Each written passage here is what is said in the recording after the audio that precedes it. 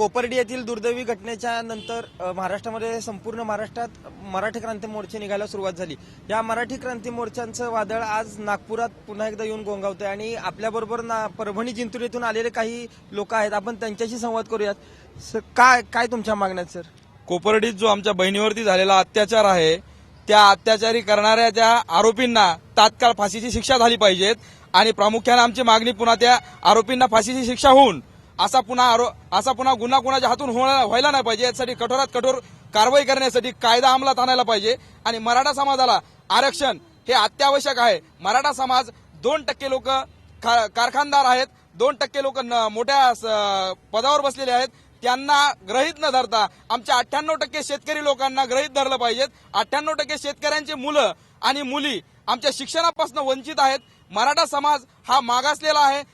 केवळ आणि केवळ गुंठावर शेती राहिलेल्या कारणास्तव आमच्या वडिलांना आत्महत्या करायचं पाळी येत आहे। आमच्या वडिलांना शेती पिकवायची तर शेतीत धान्य पिकवण्याकरता कर्ज घ्यावं लागतं आणि मुलांच्या शिक्षणाकरताही कर्ज घ्यावं लागतं। या दोन्ही कर्जाच्या डोंगरामध्ये आमचे मायबाप, शेतकरी मायबाप आज दिवस जगत आहेत। अर्धी भाकरी पोटाला खाऊन आमच्या मुलांना शिकवायचं कसं आहे? ग्रामीण भागातून आम्ही आलेलो आहोत। ग्रामीण भागातील आमच्या माता भगिनींना पण शिकता येत नाहीये, त्यांना पदवीधर शिक्षण मिळायला पाहिजे। आम्हालाही शिक्षणामध्ये आणि नोकरीमध्ये आरक्षण मिळायला पाहिजे, ही आमची प्रामुख्याने मागणी आहे। शिक्षणामध्ये प्रामुख्याने मागणी आहे की शिक्षणामध्ये आरक्षण मिळालं पाहिजे, नोकरीमध्ये आरक्षण मिळालं पाहिजे। काही ठराविक टक्के मराठी समाज हा आता आरक्षण नको असलेल्यापैकी आहे असं लोकांचं म्हणणं आहे, पण बाकीच्या उरलेल्या समाजावर याचा अन्याय होऊ नये यासाठी ह्या बाबतीत आरक्षणाचा निर्णय घेतला गेला पाहिजे। आपण विचारूयाच, काय तुमची नक्की मागणी? आमची मागणी कोपर्डी प्रकरणात जे आमच्या बहिणीवर अत्याचार झाले त्या नराधमाला आता तात्काळ फाशी शिक्षा झाली पाहिजे।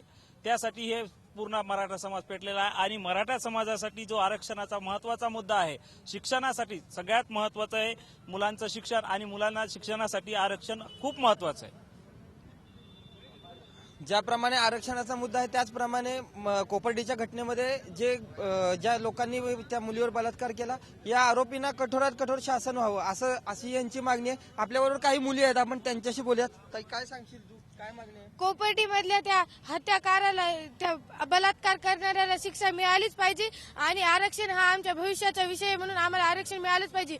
आम्हाला सरकारवर विश्वास आहे की तो कोणातच भेदभाव करणार नाही, तर जसं इतरांना आरक्षण दिलं तसंच आम्हाला सुद्धा आरक्षण देणार आहे।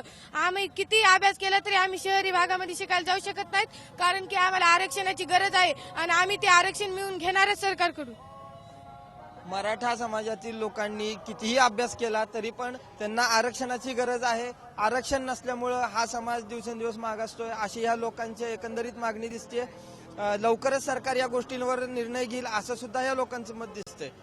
कॅमेरामन सचिन सावंत, ओंकार कदम, साम टीव्ही, नागपूर।